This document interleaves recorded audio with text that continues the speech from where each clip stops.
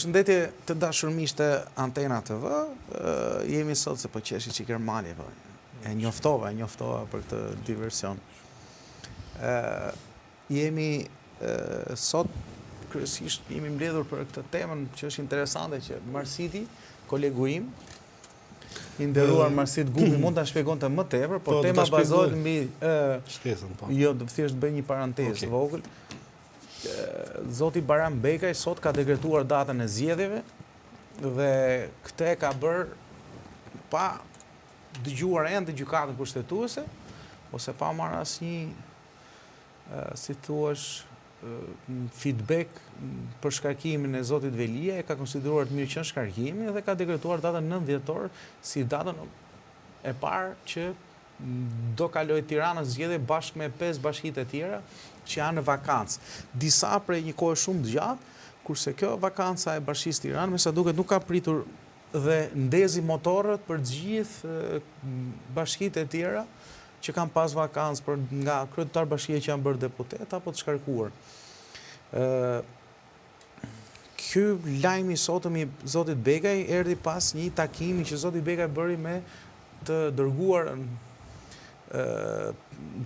për punë quhet zonjën Van Horn, pra si thua ambasadoren e komanduar të Shtetet Bashkuara të Amerikës në Tiranë dhe e cila besoj në takimi ka qenë për efekt të dekretimit datës zgjedhjes nga zoti Bekaj, sepse nuk kishte asnjë arsye tjetër ose një agent tjetër ku zonja Van Horn do takonte zotin Bekaj për shkak të ndonjë ngjarje tjetër që ka ndodhur së fundi. Besoj se takimi është zhvilluar për shkarkimin e zotit Velia dhe dekretimin e datës zgjedhjeve. Ky takim do vinte nëse zoti Bekaj nuk do kryej, nëse zoti Bekaj nuk do dekretonte zgjedhjet, mendoj unë, por ka disa variante. Po besoj duke pasur informacione se zoti Bekaj do vepronte ashtu sikurse mendoj ose ashtu sikurse është urdhëruar nga kryeministri i Shqipërisë zoti Edi Rama, ka shkuar në takim pa ndërhyrë në punët e brendshme, sa ata nuk shkojnë në takim dhe thonë s'ke për ta bërë. Edhe pse mund ta kenë mundësinë ta bëjnë, po nuk shkojnë në takim për më, por besoj se kanë folur në çështje kushtetueshmërie ose çështje ligji se sa e shëndetshme është ky veprim. Mund të ketë pas këshillime apo sugjerime, po kryesisht për sa kohë vendimi final është ky që pam sot, që zoti Bekaj dekretoi datën e zgjedhjeve. Ky mund të jetë rasti i parë dhe rast faktik se si një kryetar shteti shkel minimalisht ligjin, nuk pret të flasë gjykata kushtetuese dhe është rasti i parë ku një shtetar han kumlla në sy të Ramës. Pra, nëse për gjithë arrestuarit e tjerë ja kanë pasur me të keq zotit Rama, po Bekaj se ka fare me të keq, është në sintonin të projektit zotit Rama dhe zoti Rama e ka pa vetë se si ky ka ngrënë kumlla. Sa po e hëngri kumllën. Kumbull e thartë apo e ëmbël, këtë do të tregoj vendimi i gjykatës kushtetuese ose koha më pasme. Sot pothuajse gjithë debati, besoj dini, është përqendruar në qoftë se zoti Bekaj duhet të priste gjykatën kushtetuese të shprehej, dhe kjo e gjë e bënte që zgjedhjet të mbaheshin diku nga periudha e prill-maj, pastaj mos u ndaj dhe në këtë rast edhe këtu zgjedhja mos u ndaj. Ose do vendoset të dekretonte i datë siç ndodhi në rastin e tani. Po. Unë nëpërmjet intuitës time kam kuptuar që kjo gjë do ndodhte shumë shpejt edhe biles edhe në bisedimet që kemi pasur edhe me miqtë e mi, edhe me ju që jemi më shumë se sa thjesht miq. Edhe në bisedat e përditshme ne kam shprehur që do ndodhte kjo gjë dhe zgjedhjet do shpalleshin përpara vitit të ri. Do dekretoheshin. Madje kam qenë i bindjes se do shpalleshin dhe do dekretoheshin të gjitha zgjedhjet e pjesëme vendore në të njëjtën datë. Okej. Kjo është për shumë arsye. Ajo që dua të them është që dua të kuptoj formulën politike. Pra këto janë procedura juridike, janë të rëndësishme, duhet zbatohet ligji, por nganjëherë kur kemi një absurditet në një procedurë ligjore, pra për shembull ç'është rasti i dekretimit nga presidenti më përpara se sa të shprehë gjykata kushtetuese dhe ka ndodhur precedent më parshëm edhe në rastin e zotit Beleria, në cilin datën 5 korrik dekretoi datën 4 gusht për zgjedhjet të pjesëme vendore, për përsëritjen e tyre. Nuk është një çudi e madhe. Ajo që do të them është opozita në këtë ekuacion ka 3 ose më saktë të themi 4 paradokse. Paradokse e parë është gjithmonë është e papërgatitur. Pra në skenarin më të mirë ose në skenarin më të keq. Që do të thotë, skenari më i mirë ishte që ai do dekretonte zgjedhjet dhe vetëm për hir të atyre protestave, vetëm për hir të asaj oponente që është bërë ndaj zotit Veliaj, për komisionet hetimore, për inceneratorët, edhe një lum të madh akuzash, duhet ishin gati sepse në fund ditës qëllimi politik ka qenë heqja e tij nga kryetari i bashkisë, pra nga karrika e kryetarit të bashkisë. Sot që vim në këtë moment, shikojmë që opozita është bërë avokate e zotit Veliaj përballë represionit zotit Rama. Pra do me thënë, e ka dashur rëzimin e zotit Veliaj për të kapur Ramën nga bim, apo e ka dashur rëzimin e zotit Veliaj për të administruar vetë bashkinë? Kjo është, le të themi, paradoksi i parë ose inkoherenca e parë logjike. Ja ti them të katërt dhe apo përgjigjem. Inkoherenca e dytë është që në zgjedhjet e kaluara u përmend që kishim të bënim me votime dhe jo me zgjedhje. Dhe që ka qenë një procedurë formale. Dhe madje që ishin deri aty gati sa mos pranonin mandatet, për i pranuan vetëm për hir të demokratëve që votuan me ide për mos i baktisur ato zëra. Dakor? Kjo çfarë bën? Bën një përplasje në qendrime, sepse ti nëse pretendon që zgjedhjet janë vjedhur dhe nuk i njeh zgjedhjet, nuk duhet futesh në zgjedhje. Minimalisht sa rregullojnë defektet e sistemit ose ti të vendetosh problemet që ka sistemi ligjor. Komisioni qendror i zgjedhjeve dhe po ashtu problemet faktike që vijnë nga terreni, si ndodh manipulimi, ndodh ditën e zgjedhjeve apo përgatitet më përpara. Kush janë personat që ndikojnë në manipulimin e këtyre zgjedhjeve dhe pse janë votime dhe se janë zgjedhje. Ndërkohë sot shikojmë që janë të gatshëm të futen në zgjedhje dhe këtu fillon inkoherenca e tretë, në cilën vendosin pikërisht përballë ai duhet të më të madh vendosin njëria politik. Dhe kur them njëria politik, themi njëri i cili ose ka një biznes privat dhe se ka pasur ënda as me debate publike, as të rreshtohet në krahët e një partie politike të bëjë një betejë. Siç është i përmend në emër, për shembull rasti zotit Arsimia. Njëri totalisht që ka jetuar në taraksin e vet, ka atë shkollën 8 vjeçar dhe gjimnazin. Madje më mend sepse kemi pasur edhe ke emisioni Zonë e Lirë me zotin Arian Çani, ku kishte botuar një roman në lidhje me kujtimet e gjyshës së vet, dhe u shpreh shumë pak për politikën dhe gati ishte pa interesuar se ç'ndodhte. Nuk pash në një vokacion të madh publik për të shtruar realitetin.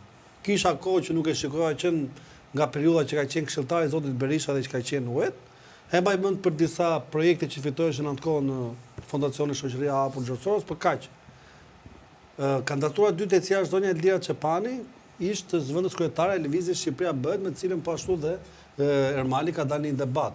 Dhe më mend që në debatin në zonën e lirë, zoti Arian Çani në këtë emision ka pyetur, ti në zgjedhje do votosh Lapaj dhe do mbështetësh Lapaj apo do votosh ish bashkëtorën e saj të ndjer, zoti Gjet Bogdani, sepse kishte një dikotomi në qendrimet e saj. Dhe më pas u shkëput nga Lëvizja Shqipëria Bëhet, pa dhënë arsye personale etj. Nuk e kam parë në media, nuk e kam parë të shqetësuar, nuk e kam parë pjesë në ngare dhe kandidatit tretë të cilë ishin anonim total. Pra, në inkoherencën e tretë, domethënë këta do jenë generalët e betejës, sepse është njësoj, si në kohën e Romës, të lashtë, në vend të Mark Antonit, Cezarit të zgjidhte ku dëgjon një këngëtar, ose i valltar, ose ku dëgjon një tregtar, i cili rinte në shtëpi për shemb. Dhe mos zgjidhte Mark Antonin, ose mos zgjidhte Octavian Augustin për të bërë betejat në të cilat mori pjesë për Andrea Romaki asaj kohe.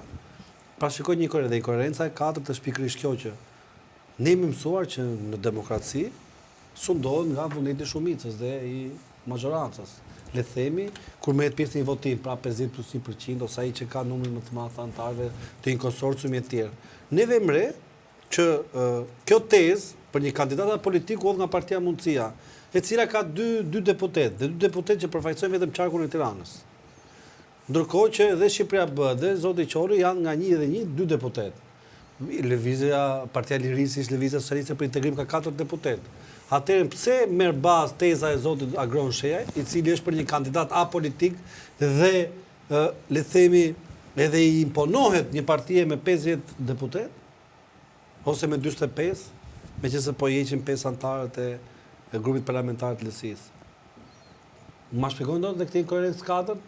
Edhe gjitha këto, kur i ve përballë dekretimit që ka bërë zoti Begaj, ngjanë sikur kyngërsh dhe këto paradokse politike duan të mbulohen me një dekret juridik.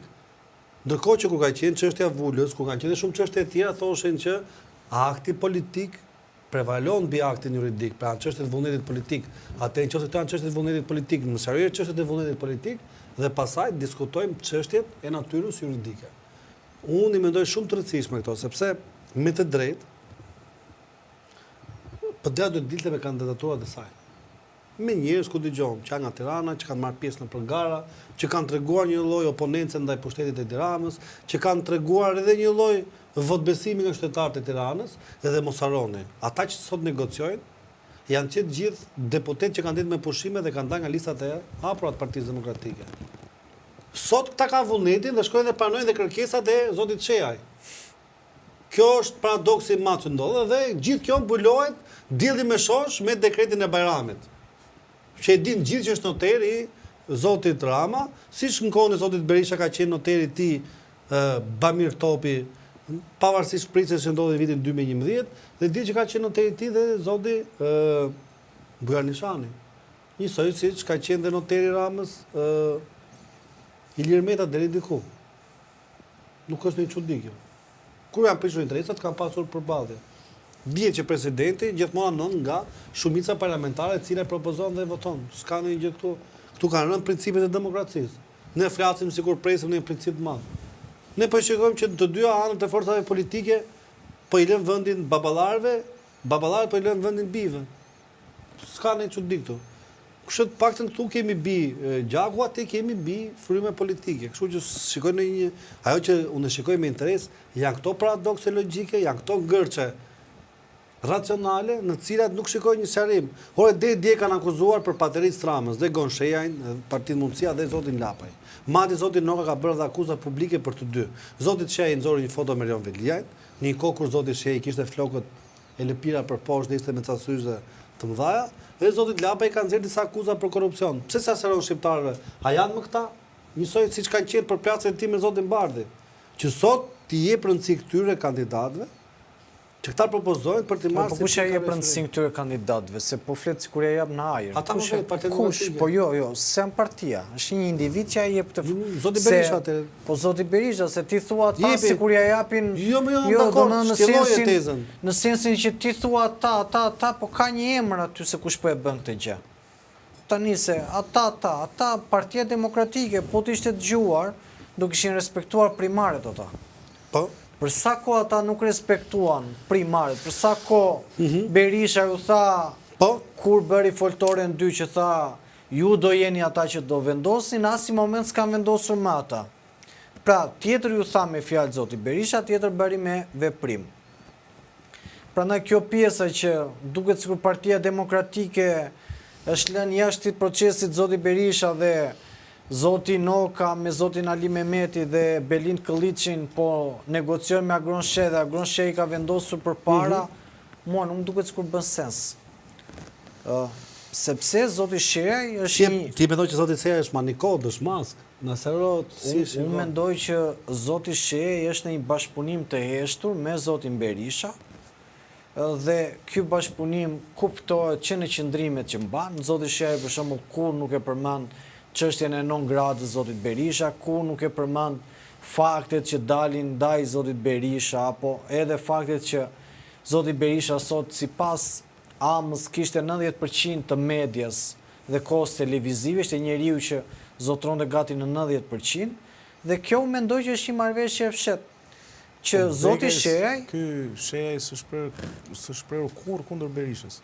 Nuk është preu, pra nuk po, i stot, mund stot, po. Pse do të ishte kundër Berishës, se kuptoj, pse do të jetë kundër Berishës?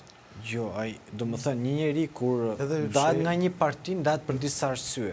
Po mund të ndahet për 100 arsye, po mos jesh kundër për individ. Në politik vetëm për arsye interesave personale mund ndahet, sepse jo, po një politikan ka dhe qëndrime. Kur ndahet ka qëndrimet, ka me Ramën, pse ti ke me Berishën? Po, ai kishte me Ramën qëndrimet. Po, qëndrimet, jo dakord, po qëndrimet me Ramën... Po jo që edhe ta shtjellojmë ide normale që ne kuptojmë. Ka një sens, në qoftë se ti ke, për shembull, kur nxjerr departamenti amerikan i shtetit që nxjerr një material, që flet për ekonominë dhe flet për situatën apo situatën që ekonomia është kapur nga një oligopol. Zoti Sheaj, si njeri që do të luftoj interesin, duhet dali dhe të flasim me emra. Zoti Sheaj përdor, unë di në historikun politik të Zotit Sheaj që godet vetëm një oligark, të tjerët nuk i nje. Me godet vetëm një, e ka bërë atë si tabel qitje dhe vetëm atë përmend. Pra, këtu mua më lind dyshimet të qëndrimet politike. Unë politikanin në sytë e mi e shikoj që rritet duke mbajtur qëndrime. Jo duke qëndruar Po qëndrime ka mbajtur më, sa i ka thënë që jam larguar nga PD-a për shkak se pash mungesë gara. Po. Në rastin kur humbi zgjedhjet me zotin Basha, më pas zoti Sheaj ka pretendonte që nuk ka meritokraci kjo parti dhe që zgjedhjet ndaj tij, që ta dish. Këtë e ka shprehur publikisht, e kemi disa media dhe thotë për shkak se nuk pash garë, prandaj vuri dhe emrin mundësia që t'jepet njerëzve mundësia garës dhe jo të jetë sistemi. Zoti Sheaj nuk u nda nga PD-ja kur humbi garën me zotin Basha. U nda pasi u bashkua me Berishën, dënti cako me zotin Berisha, pastaj u shkëput. Masi ishte edhe me zotin Basha, ta themi këtë. Po ta them me njerën, dënti cako pas betesë që humbi me zotin Basha, dënti ju bashkua foltore zotit Berisha, dënti dhe cako me zotin Berisha, nuk përmendi fare faktin që në 8 janar ju vu flaka se listë Partisë Demokratike dhe më pas krijoi partinë Mundësia. Por në asnjë moment nuk ka mbajtur qëndrime që pse u largua nga zoti Berisha, çfarë nuk pa. Aty dhe qëndrime cilat zotin Sheaj në optikën time mund të arrisin si figurë qëndrimet forta politike. Pra, zoti Sheaj sot që flasim, thot problemi i Shqipërisë nuk është drejtësia, thot, por është ekonomia. Por ekonomia në kontekstet që një shoqëri e cila nuk ka drejtësi, nuk mund të ketë ekonomi, se nuk bëhet ekonomia e para, pastaj bëhet drejtësia. Në optikën time dhe në atë se si unë e shtjelloj. Tani, nëse ne qëndrojmë tek diviza se si zoti Sheaj, se tani e di ku është problemi këtu Marsit. Tani zoti Sheaj nuk pati fuqi të imponoj Berishës kur ishte në Partinë Demokratike. Tani me 2 deputete arriti të imponoj zotit Berisha. Kjo është një pyetje që se tani me shabull. Pastaj të më thonë mua që këtu s'ka bashkëpunim, po ka more. Po s'ka bashkëpunim? Jo, nuk e them se thonë ju, po e them me ngresi pyetje unë. Që qytetarët nuk e dyshojnë që ka bashkëpunim. Ore, pse s'dyshojnë qytetarët që ka bashkëpunim? E dinë që ka bashkëpunim për sa kohë nuk kanë shprehur kundër njëri tjetrit. Problemi është mbase ai nuk do të shprehet, ka një deviz të vetën politike që thotë unë s'do merrem me asnjë kundërshtar, do shkoj vetëm rrugën time. Dhe kjo mund të jetë një qëndrim, e unë e kuptoj, por them në sensin, në thellë. A do e lartësonte nëse zoti Sheaj do fliste kundër Berishës? Nuk e dim, Anë, nuk mund ta. Jo, ta them sinqerisht. Pra një deputet. Ore, mund ta ngrinte dhe mund ta ulte, nuk e di. Ore, një sekond, një deputet, prandaj që të hedh tezën, pastaj. Jo, po dua të mbaroj pak këtë. Mbaroj, po. Tani ja zarojnë gjitha dhe në thelbin Marsit që ti qëndron në një parti demokratike dhe ti s'pate mundësi të imponoj zotit Berisha, me fakti që i qëndrove në foltore, fakti që i qëndrove në kratë të djathë, fakti që bëje beteja në emër ti dhe ti nuk ju imponove do të për disa, se unë besoj që po t'ishte imponuar ai, për shembull mund të kishte 6 veta aty që mund t'i vendoste. Dhe tani me 2 deputet, ai imponohet zoti Berisha dhe i vendos kusht dhe zoti Berisha është i detyruar. A thua se është vetëm Agron Sheaj aty si parti opozitare, ka dhe disa parti tjera cilat nuk janë shprehur. Dhe zoti Sheaj nuk është partia më me shumë vota në rangun opozitar që t'japi vendimarrje. Tani, pikpyetja gjenon që pse do duhet i bëhet ky privilegj zotit Sheaj? Po, jam dakord. Unë mendoj që ky privilegj mund t'i bëhet Marsit për të vetëm në arsye që zoti Berisha nuk do të mbajë asnjë përgjegjësi, nuk do të ketë as edhe individ brenda Partisë Demokratike që marrin kredo politike dhe do ta delegoj fajin tek shoqëria civile apo te njerëz që janë jashtë partisë tij. Dhe do të ngrejë në narrativën dhe në opinionin publik një narrativ ku thotë që tashmë shikohet se dhe tani që ne nuk e vum nga PD-ja apo nga nuk u zgjodh nga njerëzit që më mbështesin mua ose jo, shikohet edhe qytetari thjesht apo intelektuali thjesht u mund nga Rama se Rama përdor mekanizmat e vet. Pra në këtë kontekst unë e shikoj gjithë problematikën dhe e shikoj gjithë situatë. Për sa i përket çështjes dytë që doja diskutoja, Dhe ditën e sotme mua më ka bërë përshtypje mesazhi Veliajt. Pasi Van Horn vajti te Begaj, pasi Begaj shpalli dekretin, Veliaj duke shigjetuar një televizion që dhe ditën e djeshme Monika Kryemadhi i tha drejtuesit nga më të rëndësishmit të atij televizionit që ti mos bës kur mërzitesh ta se ti e ke pasur mik atë rijet e Kodrediellit i tha. Veliaj ka bërë një reagim sot. E ka thënë mos kini me rak, jam më i fortë se kur, nuk do dorëzohem, do e luftoj liksin. Tani liksi Veliajt nuk ja ka bërë as Paku, as PD-ja, as opozita tjetër. Vetëm në liksi Veliajt ja kanë bërë me përgjime, që i ka ardhur nga PS-ja, se nuk i ka ardhur nga aty është likësia me e madhë që i kanë bërë atit. Thuaj nga Partia Socialiste se nga PS-ja? Nga Partia Socialiste. Po nga Rama pastaj i bie kuptimin se ai shtrëngonte dhëmbët tek negativ. Ai shtrëngonte dhëmbët për Ulësiun, po Ulësiu nuk ishte njeri që vepronte me mendjen e vet. Ulësiu është një njeri i cili dihet historikisht është shumë i lidhur me kryeministin Rama. Dhe jo vetëm është i lidhur, po e di që karrierën politike edhe falë zotësive të vetë, por e ka një pjesë falë atributit që i ka dhënë Rama. Në këtë pjesë unë shikoj që Veliaj po palajmërojnë që mund të flasi. Se qa do flasi, apo se çfarë mesazhi jep Ramës këto momente, dhe a do plasi një luftë brenda PS-s, këtë nuk ta them dot. Por fakti që ai po jep mesazhe, si çdo herën e fundit TikTok që tha kur të flas unë do të jetë një breaking news. Tani tha jam më i fortë se kur, mos kini me rak se unë po luftoj liksin. Mendoj që Veliaj tashme ka kuptuar që Rama e ka shitur, politikisht flasë, nuk e di ç'a bëjnë pazaret e tyre, dhe mendoj që brenda Partisë Socialiste nuk do t'jetë e largët dita marsit ku do të plasin informacionet nga më të ndryshmet. Nuk do t'jetë e largët.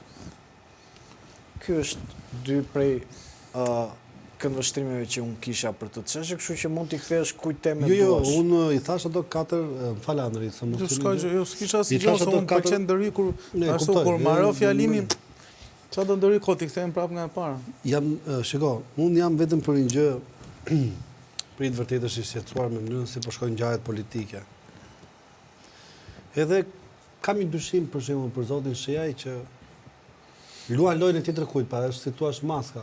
Do të tregoj koha, luan lojën në bashkëpunim me zotin Berisha, me Ramën, a me dikë tjetër. Ajo që unë kuptoj është se po i marr në vëzhgim për shembull veprimet që ka bërë zoti Sheaj si thua në sulmet e tij politike para zgjedhjeve të 11 majit.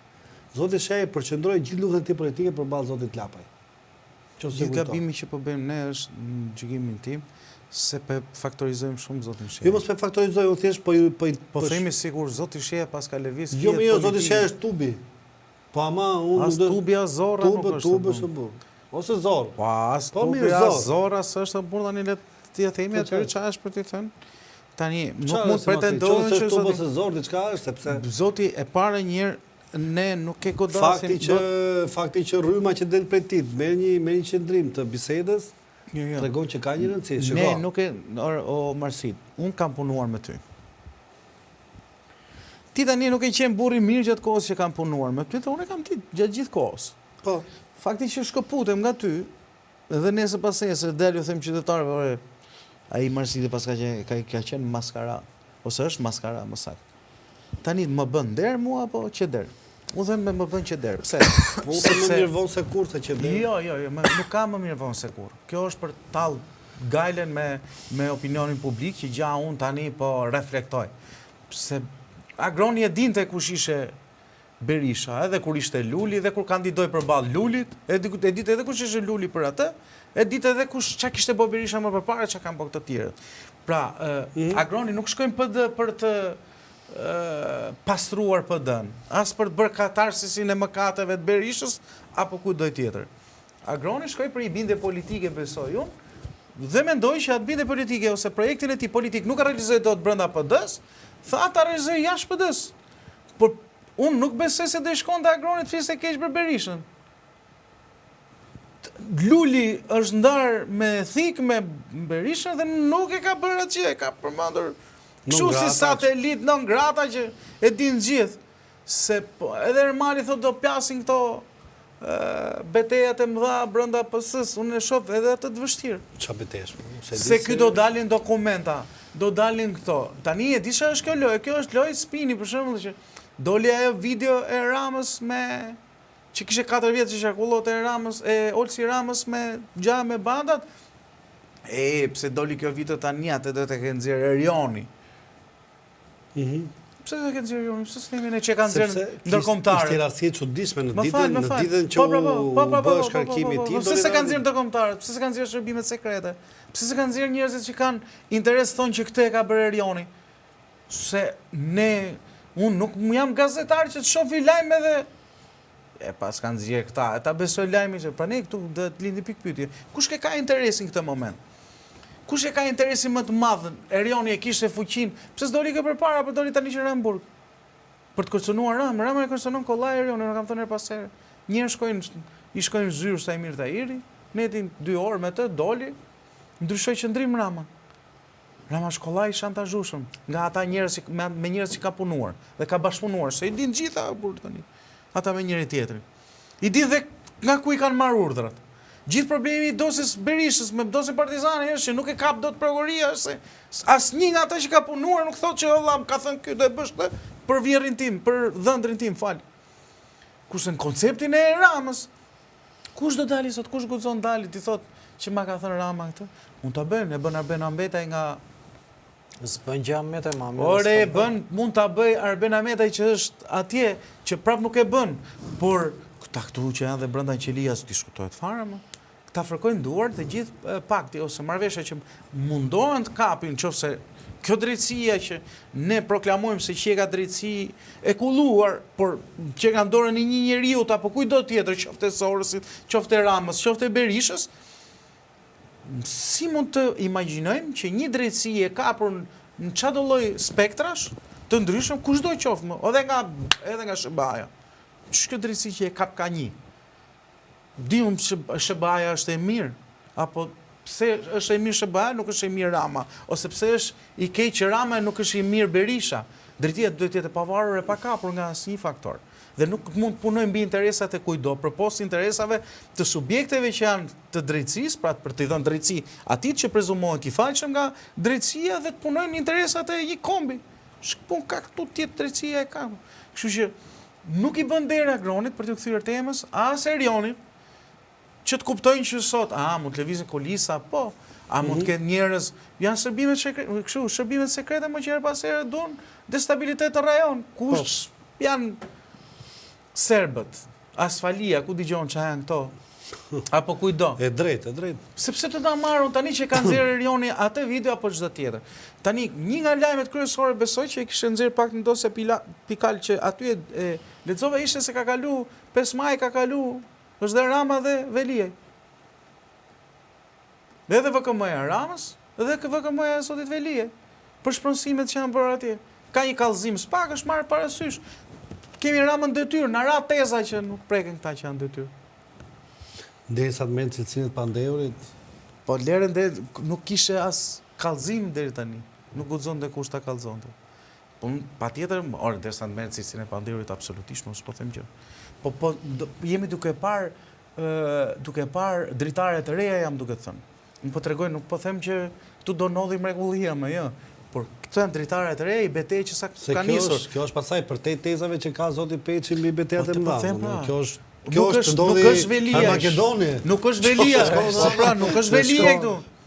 Nuk është Velia këtu. Informacionet që unë kam paktën sipas asaj që mendoj është se këtu Velia do përdoret për përballjen me Ramën. Dhe Velia është fare aktor. Velia është spektator. Pra do përdoret kauza e Veliat për të goditur Ramën. Se tani dalin të tash dhe njërë nuk janë kohë që e dërguara, ambasadore e komanduar, si të shpjegoj, shkon takon Begaj. Për çfarë takoj? Për vendimin, për shkuar kundra vendimit të Ramës. Bajram Begaj ka qenë njeriu ku presidenti Trump u shpreh për Vjosa Osmanin, Baromin, që ishin burra të mirë me integritet dhe me moral, dhe ishin tjetër optik, ndryshe nga Edi Rama, apo kushdo tjetër nga partitë nga spektrat politik, flas këto kryesorët në Shqipëri. Kështu që tani, mos janë të interesuar SBA-t ndaj këtij konflikti?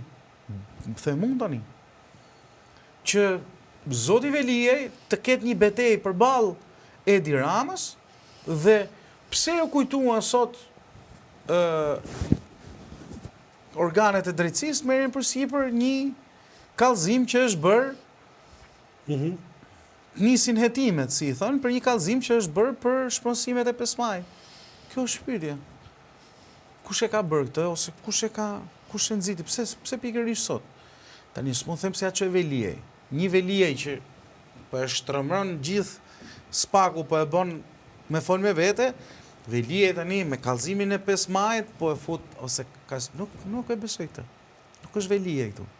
Edhe ato që do dalin nga Veliaj. Jo për të bërë Veliajs as figurën e Veliajt. Ku ta gjeja nëse kishte që dali Veliaj thotë që ti bëj sa njerëz me gisht. Që këta po në pozitat e Veliajt inkriminon veten e tij. Më kupton? Po. Veliaj nuk e ka komanduar spakun që të marri përsipër dosjen e 5 majit. S'është kuptim ka. Unë nuk e vend dyshim, shikoj, unë e pranoj narrativën tënde. Unë nuk hyj tek njerëzit që besojnë që shkoi Erion Veliaj ka qenë demoni i lëshuar dhe tash e mblodhëm, e futëm në atë shishe, dhe ti vëm ta. Tu është një problem tjetër, nuk është problemi i Veliajt, tu është problemi i gjithë ekuacionit përgjithshëm. Dhe po e them, sepse a kemi borxh gjithë njerëzve që na shohin. Këtu ose ka një marrëveshje të madhe dhe thjesht ta ngushau, i bie Veliajt, i bie Ballukut, nuk është, këta janë të qitë e ferrit, nuk është se kanë një më të mirë nga këta. Dikush më i mirë, dikush më i keq. Problemi është që ne po arrim drejt idesë më vëlla që po bindemi çdo ditë më shumë që këta bashkëqeverisin që të gjithë bashkë. Pastaj është çështje raporti fortash kusha, që shkon në burg se duhet shkojë dikush në burg, që bie dikush nga karrika se duhet bjerë, si puna një kompanie të madhe. Shkarkohen njerëz aty. Mi po pasi dikush shkarkohet ishte nga puna pi kafe me 5, 6 tjerë, 10 tjerë atje. Janë miq. Në moment që shkarkohet akuzon ata të 10 që kanë komplotuar kundër tij. Kështu është dhe kjo punë. Unë domethënë këtë s'ka mundur dot deri përpara që të bindem që këtu vëlla ka një marrëveshje të madhe, domethënë që e bëjnë 2-3 njerëz si lëvizin fiet, që hajtë të bëjmë një teatr të bukur që quhet parlament, hajtë të bëjmë edhe një akt të dytë të këtij teatri që quhet zgjedhje, hajtë të bëjmë edhe një akt të tretë që quhet, si më thën, zvendësime lidhash, edhe në fundin kemi të gjitha ne. Mua më vjen keq që sot që jam 36 vjet, të kem gati 35 vite të jetës time, sot jam brezi 89 që kemi pushtetin të njerëz. Aty ka qenë Drama që në fillim, aty ka qenë Berisha që në fillim, aty ka qenë Meta që në fillim, vazhdojnë akoma dhe sot. Kaq.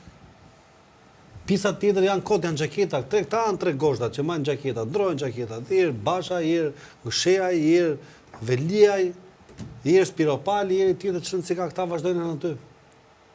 Kuptohet që janë lobet e fuqishme. Nuk është çështje lobësh, është edhe çështje stabilokracie. Nuk i plas ndërkombëtarëve, sepse po ti plasë do shprehin. S'ka mos e ndërkombëtar. Nuk i intereson apo ta them unë, nuk kanë ndonjë interes aq të madh për demokracinë e brendshme shqiptare. Ndërkombëtarët kanë nevojë për rregull dhe për rend, kaq normal. Për rregull dhe për rend, por ata me diku në 2018 nisën procesin e reformës drejtësisë. Po që reformë zeza është reforma e fondacionit Shoqëria e Hapur. Po dakord më Marsit. Se kemi dokumentat, lutem tash e ka. Dakord më Marsit, por edhe fakti që përsëri vazhdon Trump, administrata Trump po e mbështet drejtësinë. Pra, po ti kujton se administrata Trump ka kohë shqetësohet për një vend si Shqipëria. Po shqetësohet se për kontekste gjeopolitike shqetësohet Marsit. Për kontekste gjeopolitike. Po ty dorë 1.400.000 veta në shesë Serbia dhe nuk pati një reagim nga faktori ndërkombëtar. Që ishte gjë madhore. Po pse ma, jo është problemi, ti kujton se s'ka 15 veta aty në kryet asaj proteste që si më kishte më reagim nga faktori ndërkombëtar. Po kishte. I intereson Vučići e mbajnë, ka që thjesht është. Madje në protestën në Serbi ka aq shumë drejtie dhe ka shumë agjentura që luhet sa nuk është ka që thjesht shpjegimi. Unë di them që thelbi qëndron në bota pa një protestë madhështore dhe di që s'reagoi. Për më tepër bota oksidentale. Ndërkombëtarët reaguan. Edhe BE reagoi. Çështja qëndron që edhe Vučić tha kjo do të jetë nga ato protesta, tha kjo do të jetë viti im i fundit, diçka e tillë, do jetë mandati im i fundit. Mërësit, ajo çfarë ndodh tashmë, kuptohet që bota ka hierarkitë e veta, kështu funksionojnë institucionet, kështu funksionon politika, neve s'na vjen mirë, por është e vërtet ajo që thua ti në mënyrën se si janë drejtuar zhvillimet ekonomike, sociale në Shqipëri. Ajo që mua më bën përshtypje sot, edhe këtu të kaloj tek teza e 3 kandidatëve që do të zgjidhen, që janë hedhur, edhe me sa di unë ata janë hedhur se po përgatisin terrenin. Çështja që ndron që një parti politike zgjedh të përfaqësoj veten me njerëz të shoqërisë civile. Mua kjo nuk më tingëllon. Se nëse ai që ndihet pjesë e shoqërisë civile, më mirë të kandidoj vetëm, të dalë aty. Çfarë shoqëri civile më këtë dalë Adriana Kalaj kishte thënë kjo është e Sorosit, ai tjetri është i Sorosit. Unë nuk dua ty. Adriana kishte thënë për e lirën, po s'kishte thënë për asimin se ndoshta është si kandidat. Unë nuk dua që ti fus në këto. Nuk dua ta hyj në këtë sepse aty në PD janë 7 të Sorosit brenda vetë. Shite ka, e kisha këtë retorika që jo, retorika e tyre. Që thonë që Sorosi ka kapur drejtësinë dhe po na godet, tani do marrin Sorosin ta fusin kandidat. Ata janë që ka mu se qa them unë më burr. Po për këtë po them unë, nuk po them se ka drejt ajo, jo. Në këtë kontekst nuk logjikisht është çmenduri. Po logjikisht, po s'ka logjik aty, më ka humb logjika, kështu që. Dakor.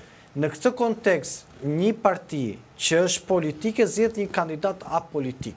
E para është që fillojnë pa kënaqësitë në bazë. Këtë ta them si njohës i kësaj pune. Fillojnë pa kënaqësinë në bazë. Baza kërkon njerëz cilët i ka kaluar vështirësitë aty. Se ti nuk mund të sjellësh një njerëz që jep dorën, thotë burri mirë. Po më tjetër kabinet do zgjedhë. Jo, s'është shallit e kabinetit, është që të struktura. Që të struktura, po, them të struktura që në ngjizje, se nuk e kam kabineti, është pjesë, gjithmonë është pjesë. Jo, dhe për të punu për fushatën e kam fjallën, jo kabineti kur të zgjidhet, se fitojnë, kur ta fitojnë me 36 gush, po e kom llafin të kabineti i fushatës. Ata të bëjnë çfarë duan, por në sensin po them, të shtabet, të gjitha. Problemi që ndron pa kënaqësia që i krijon ti vetë njerëzve që kanë luftuar brenda PD-s. Ore sot primaret nuk i respektove. Tani, ju sjell edhe një kandidat atyre nga jashtë. Në anën tjetër, nuk e, edhe kjo duket si shenjë dobësie që i nështrohesh Zotit Sheaj, dhe pse unë mendoj që nëse ai vazhdon me retorikën me Zotin Sheaj, nuk është një nështrim, po është një marrëveshje, që koha do e tregojë më vonë. Mendoj që jo vetëm që nuk do sjelli një alternativë, po do e përçaj akoma më shumë Partinë Demokratike. Dhe kur them do e përçaj akoma më shumë, vetë ata që i kanë besuar Zotit Berisha, do të jenë në pozita sulmuese ndaj Zotit Berisha. Kush më? Po them baza, nuk e kam tek baza, s'po guxojnë ata të tjerë. Po jo më baza, ata të tjerë nuk guxojnë sepse ata e ndjen borxhlia nëri. Prandaj nuk guxojnë ato, se gjithë karrierën e tyre, gjithë benefitet e tyre ekonomike. Po dhe baza ka ngel me rreth vicioz aty se s'din çfarë bëjnë, duken si ata si peshku pa ujë. Baza doli nga oqeani pas 12 vjetësh, se do e lënë, çfarë do bëjnë, do largojnë nga PD ku të shkojnë? Do e lëmë të shkojnë punë të tyre, nuk shkojnë. Se ka treguar që shetë blen. O Aneri, nuk është puna se ku do shkojnë ata. Ata largohen dhe kaq. Ora flas për projekt politikore, nuk po flas nuk e shikojnë të pamundshëm. Jo ku do shkojnë se ku do punojnë jetë ata. Jo më jo, ore dhe partia si paguan. Nuk është çështja në kuptimin që thjesht kur ata nuk shikojnë shpresë, to bëjnë disa përllogari. Për shembull, partia e Lapajt është e gjitha me ish demokrat. Po them vetëm po të marrë si pjesë edhe kandidatja që doli tani deputete, djali saj ka qenë pjesë e strukturave në Vlorë të PD-s. Prandaj në këtë situatë, në këtë kontekst, ajo se çfarë ndodh në gjithë të panoramë dhe çfarë ndodh në gjithë të zhvillim politik, unë mendoj që PD duhet ta pyesë mirë veten. Se nëse del një nga shoqëria civile, atëherë do nxjerrë dhe Lapaj një nga të vetët, po Qorri po do ta nxjerrë. Dhe këtu nga arsyeja për të bërë gjithë bashkë do përçajnë akoma më shumë, do psojnë dhe në një humbje më të madhe, sepse do duhet këtë një njeri që të bëj betej. Po një njeri nga shoqëria civile, që i ka pasur gjërat për vi, dhe nuk ka qenë, se tani e di si është pjesa, unë e them shpesher, sot ta luftosh Ramën, ashtu si që mund të bësh opozita, apo të luftosh Manasteliun, apo të luftosh zonjën Balluku, nuk duhet të kesh omarësit as edhe një gosht të varur në këtë tokë. As edhe një gosht. Jo më të kesh biznese. Gosht o gosht të varur këshu. Ton? Po pa dhe një gosht të varur, do vinë do ta heqin ata. Do ta gjej mënyrën se si, kështu që ti po zgjedh një kandidat i cili zhvillon punën këtu. Tani ne s'mund të gënjejmë shqiptarët, por sa ashtu bëhemi komplet hipokrit. Nëse ti vazhdon punën këtu, nëse ti e ke gjithë marrëdhënie në institucionet me Shqipërinë, atëherë ti nuk ke fuqi ta luftosh dot Edi Ramën dhe makinerinë e tij. Për të vetëm në arsye që e ka treguar koha. E drejtë. Ti ke pasur opozitar që dilnin dhe bënin sikur i kundërviheshin Ramës. Pastaj i kemi parë në podcastet e Ramës, i kemi parë që bajnë radhën aty për dëgjuar atë referimin e tij për leadershipin të Kissingerit, rinë aty vende dy duar kështu, a thua se ka rënë dashuri me atë. Tani nuk e di, unë nuk dua të bëhem i ligëre në narrativën time. Por unë e di që në këtë vend, nëse do bësh tamam opozit, duhet ta pyesësh veten mirë se ndryshe do ngelesh pa punë dhe rrugëve. Tani, këtë gjë, do duhet një kandidat ta bëjë që të marri përgjegjësitë, po ai s'duhet të ketë borxhe në këtë vend. Se po pati borxhe, atëherë i bie që do e bëj atë, do e bëj me gjysma. Ose pastaj marrësit po e bëjmë më bazik fare, do marrin atë fondin e zgjedhjeve sa i takon, do i fusin në xhep, edhe një betejë tjetër e humbur. Ashtu hajde vem edhe ne vetë atje, bëjmë shpallim në një kandidaturë në për këto partitë edhe marrim edhe ne fondet tona edhe hajde. Marrim edhe bashkë dilin. Po se tani nuk bën sens se gjithë kjo situatë në optikën time, bën.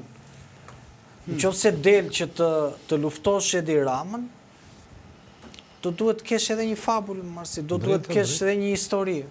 Nëse si ke këto pastaj, nuk e di, edhe kjo që këta janë komplet në ajër dhe Berisha që s'legje që mos të kaloj në duart e tij. Bëj tani fjala e fundit më është. Jo, jo.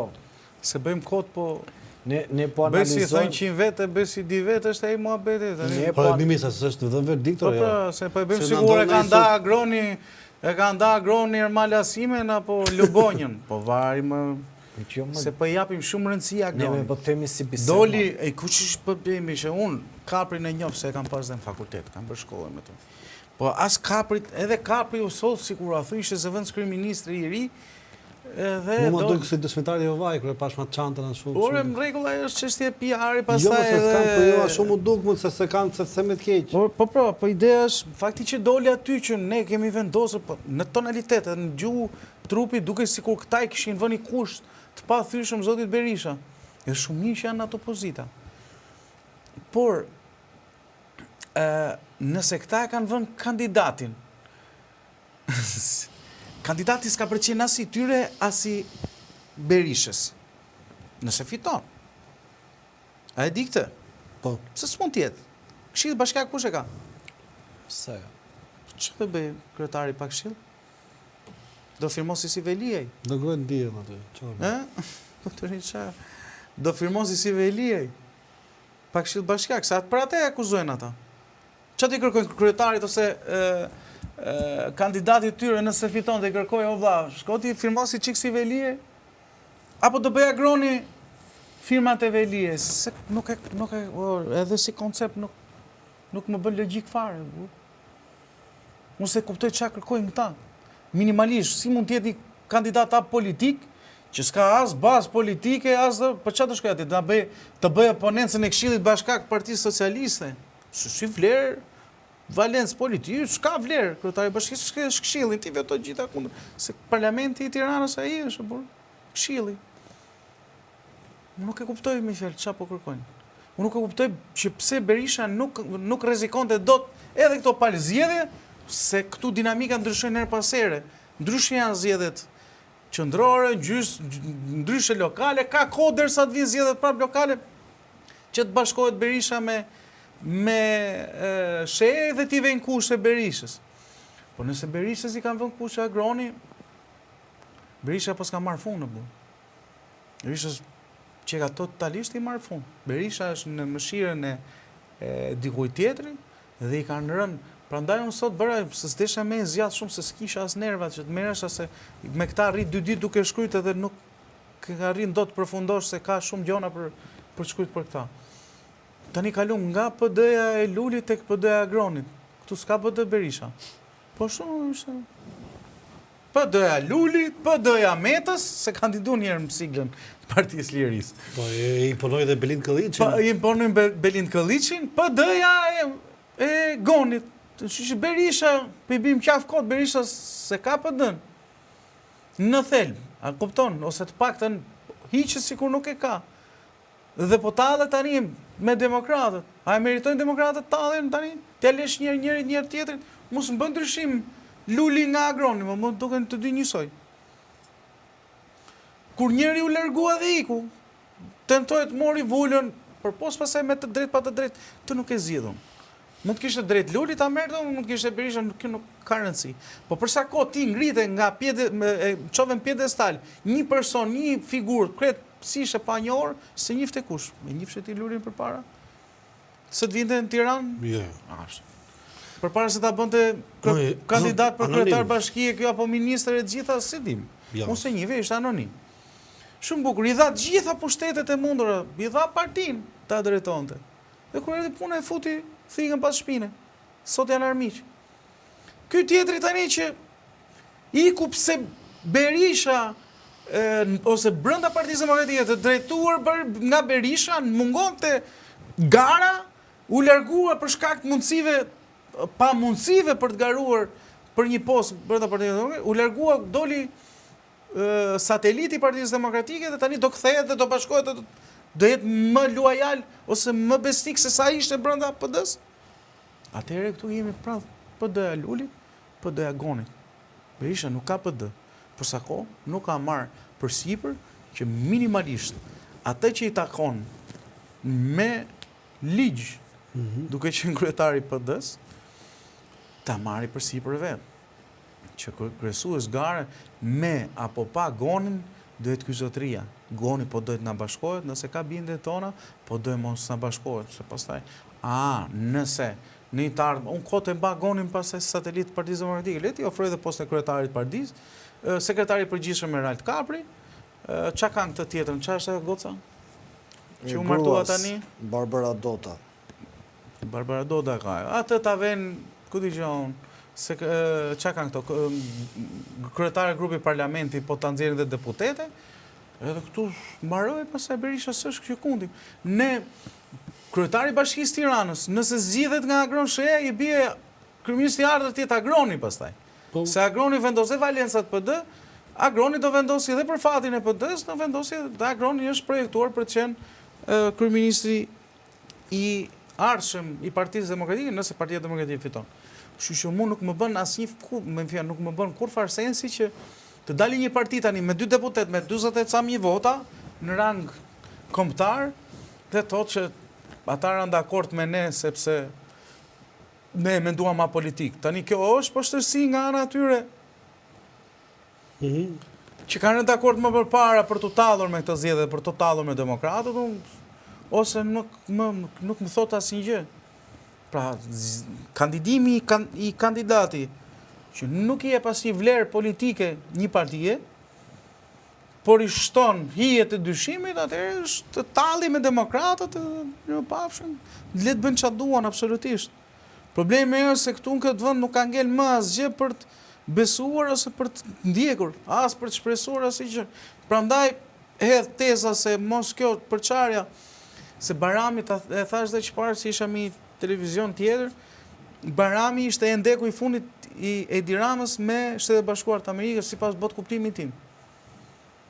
S'mund të shkoj ambasadorja trokasi nder te presidentit për mos dekretimin e zgjedhjeve dhe presidentit vendosi pro dekretimin e zgjedhjeve sepse ja ka urdhëruar kryeministri. Dhe Erion Velia duhet ligji ka i parimë që duhet shprehesh mbi ato që të kërkohet. Ky është parimi edhe i aksesit në gjykatë. Dhe pozicioni administrativ, qoftë president, qoftë ministër, qoftë sekretar, çdo që tjetë, duhet t'japësh zgjidhje i kërkesa. E pranon e rezon në çështje tjetër. Se kjo tregon dhe integritetin personal. Çështja është këtu më. Në qoftë se ne kemi një pozit dhe një pseudo opozit, çdo gjë tjetër ka rënë. Domethënë, këto si ta them unë ty janë ngarkesa që amortizohen. Qoftë se këto dy ekstremet janë të tilla. Pra kemi një pseudo opozit dhe një opozit. Bie pjesa e se çdo me fatin e Veliajt, se ç'bën presidenti, se si veprojnë ambasadorët, sepse në fund ditës nuk ka lojë. Është se ka vlerë çka shohësh ndeshje ku është e shitur ndeshja nga dy ekipet, e të diskutosh se po të ishte futur arbitër filani, po të ishte bërë ky. S'ka si ndeshja, nuk ka lidhje ajo pjesë. Jo po të ishin projektorët pak më mirë që të shikojë edhe pozicioni, se tifozët të ishin më shumë, ne ishin më pak. Është çështje të thelbë më burr. Ktu s'ka ndeshje. Tu s'ka ndeshje se s'ka mundësi tjetër më se tash po na duken gjërat si në ato romante Franz Kafka ose të Albert Camus, më absurdin. Që ndodhin ngjarje thjesht panonin dhe asnjë se vret mendon dali hiç. Si ndodhin këto ngjarje? Për cilat shkaqe? Cila është veprimi im në këto ngjarje? Pak kjo ka rënë. Kjo është ajo që bën situatën absurde. Për mendimin tim. Patjetër. Do mbyllësh Ermal sepse edhe unë do të hiqes. Të dashur miq, duke falendëruar secilin prej jush, mos harroni bëni subscribe, mos harroni ta shpërndani në diasporë, por edhe në Shqipëri, regjistroni në Antena Televizion, komentoni dhe na ndiqni live këtu në Antena në formatet e emisioneve që ne zhvillojmë. Natën e mirë dhe mirupafshim.